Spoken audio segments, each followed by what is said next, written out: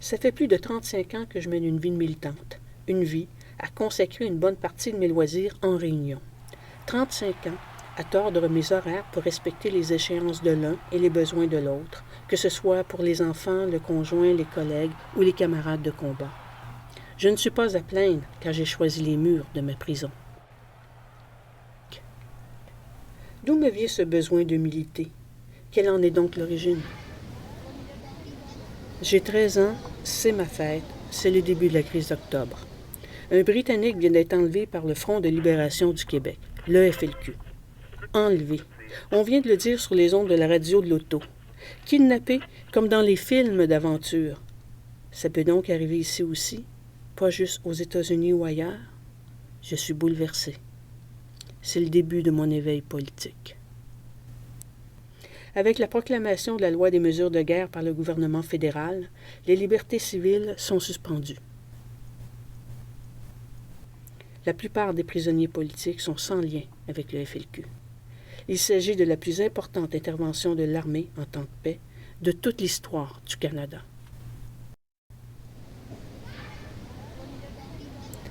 Que sont devenus ces enfants de Sainte-Marie? Témoins de l'injustice, de la violence et de la manipulation de cette période.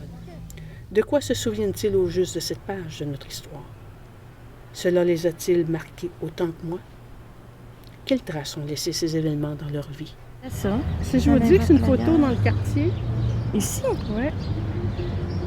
Oui. Ça doit être une scène de cinéma certain, parce que ça a été pris dans le quartier, il n'y a pas eu de guerre ici. On est en octobre 70. Oh my God!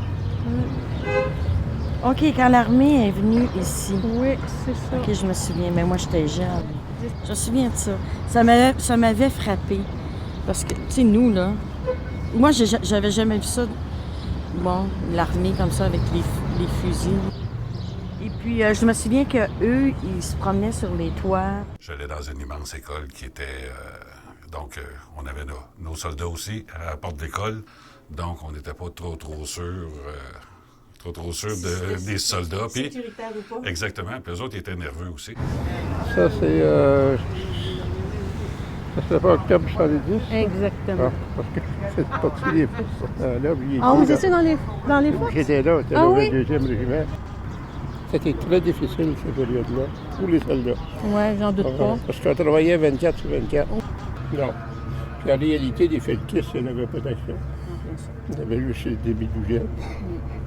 Fait que c'était exagéré. Bon, oui, il y a eu de l'exagération. Là. Pas mal des souvenirs de loin. Fait oublier tout de suite après ça. J'ai grandi à Napierville dans une maison située juste à côté de l'hôtel de ville, l'endroit où Robert Nelson a lu la déclaration d'indépendance du Bas-Canada en 1838. J'ai appris l'histoire de mon village, l'année où nous avons quitté Napierville pour vivre un an ailleurs. C'était dans le cadre de mon cours d'histoire du Québec. Quel choc! Mon village a éclipsé un pan entier de sa propre histoire. Sa mémoire collective est en déni. Il y a plusieurs types de prisons, et le déni d'un village face à sa propre histoire en est une.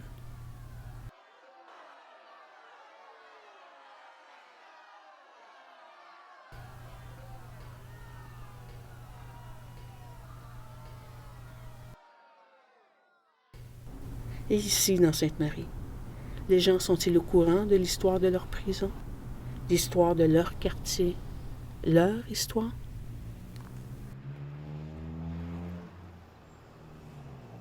Est-ce que ça vous rappelle quelque chose?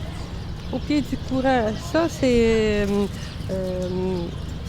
les patriotes ont été exécutés, là, comme le chevalier de Lorgnier, quelque chose comme ça. Ouais. Malheureusement, il y en a démoli beaucoup Ouais. de cette muraille-là. Ouais. C'est malheureux parce que ça fait partie du patrimoine, je veux dire.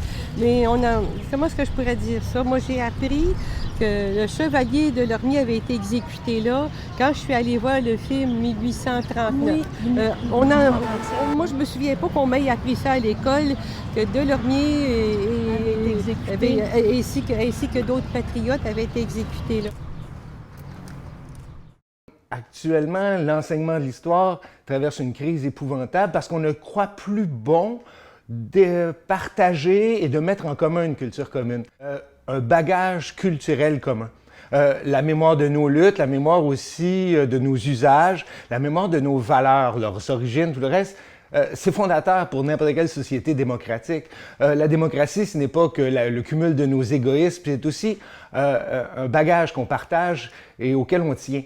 C'est un vocabulaire et une grammaire culturelle, en somme, que l'histoire procure. En ce sens-là, elle est absolument fondamentale à la formation de l'individu, du citoyen, de l'électeur. L'adolescent est à la recherche de ces repères-là.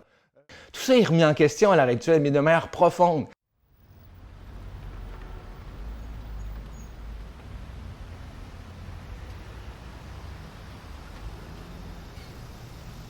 Ici au Québec, le programme d'histoire du ministère de l'Éducation est en perpétuelle réforme.